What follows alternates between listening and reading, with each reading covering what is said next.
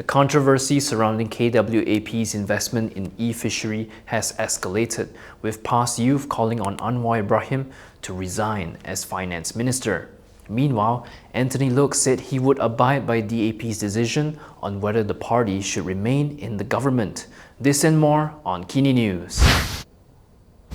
Pasir has called on Prime Minister Anwar Ibrahim to take responsibility for KWAP's investment in eFishery, which resulted in losses of 163.4 million ringgit, and to resign as finance minister. In a statement, Pasir Chief Afnan Hamimi Taib Azamudden said Anwar's response in the Dewan Negara, where he urged the MACC to investigate the matter, was disappointing.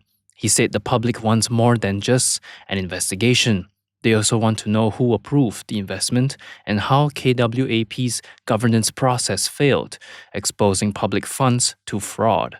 Afnan also rejected the argument that KWAP continues to record billions of ringgit in profits, saying this could not justify playing down the loss, as every ringgit in the fund is held in trust for the people and should not be taken lightly. He said Anwar, as finance minister, could not avoid political responsibility and should provide a full explanation instead of what he described as a technical response. Apart from calling for Anwar's resignation, Afnan also urged that KWAP's chairperson be suspended pending investigations. He also called for an independent and transparent probe into the investment process, saying no one should be allowed to escape accountability. PKR lawmaker Hassan Abdul Karim had also previously commented on the matter. He said he is now in the danger zone after publicly calling on Anwar to step down as finance minister over the issue. When contacted for comments by Kinitv on Anwar's latest remarks on the matter, Hassan said he had made his position clear and had nothing more to add on. He acknowledged that his call was a serious move, as he had urged his own party president and the head of the unity government to relinquish the finance ministry portfolio. He added that he was prepared for any consequences, but would continue serving his constituents, including many retired civil servants who had given him their mandate. At the same time, Hassan said he remained committed to PKR and its reform agenda, particularly in promoting good governance in public administration. On July 17th, Hassan had urged Anwar to make the courageous decision to resign from his post as finance minister with immediate effect. He added that if breaches of fiduciary duty, negligence, and actions contrary to principles of responsibility and accountability are found over the matter, other individuals deemed responsible should also be dismissed. Accusing KWAP of having failed to learn from the SRC international transgression linked to the 1MDB global financial scandal, Hassan said the alleged negligence on KWAP's end should not be taken lightly. DAP Secretary General Anthony Loke believes the party should remain in the federal government. However, he said the decision ultimately rests with party delegates at the DAP Congress on August 16th.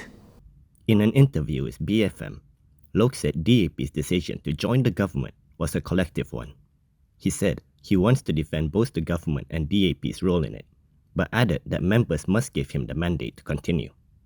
Loke stated that if they think otherwise, then they must make their voices heard and make a decision. Loke also said that he expects the outcomes of the Johor and Negeri Sembilan state elections to have some bearing on the delegates' decision. The matter will be decided through a secret ballot at the Congress.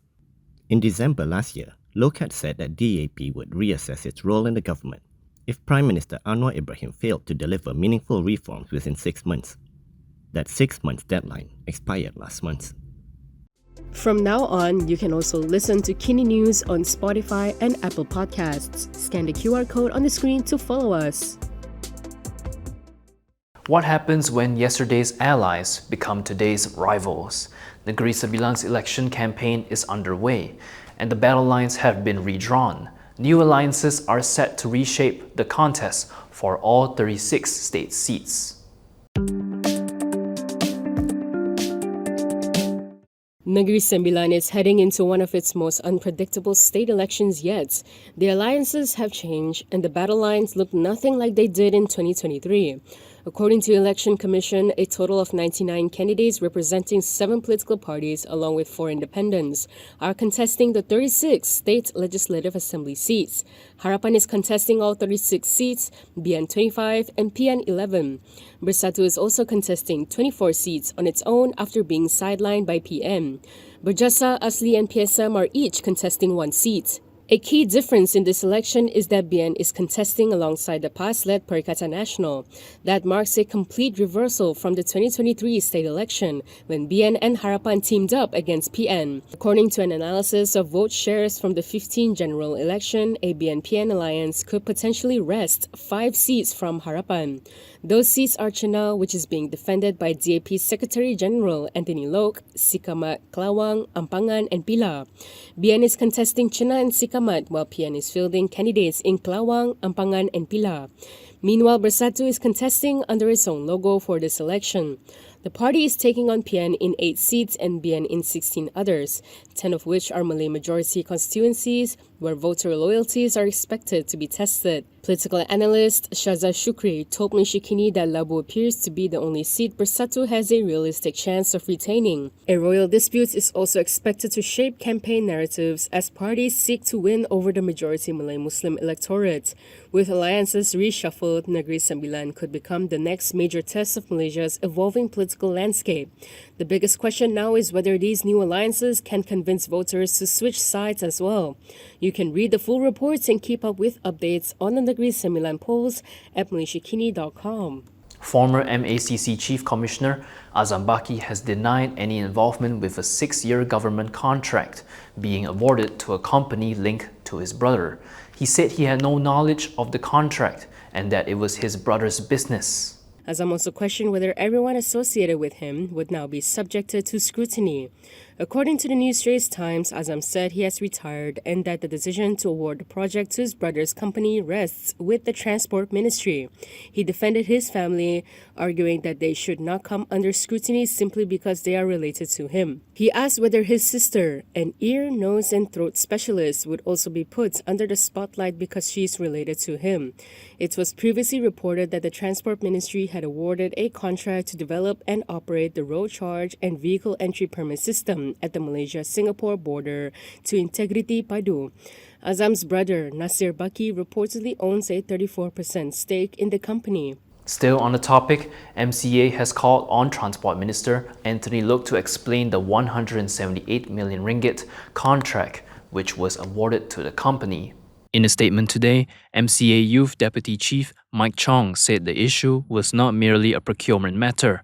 He stressed that it directly involved the government's integrity, credibility, and commitment to transparency.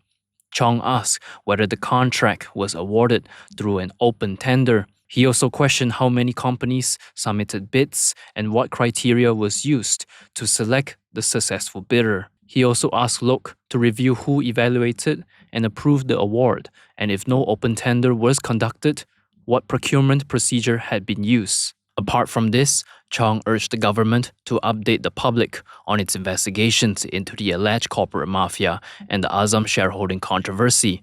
He asked whether the investigations had been completed, and if so, why have the findings not been made public? And that is all from me today. For more stories, you can go to Kinitv.com.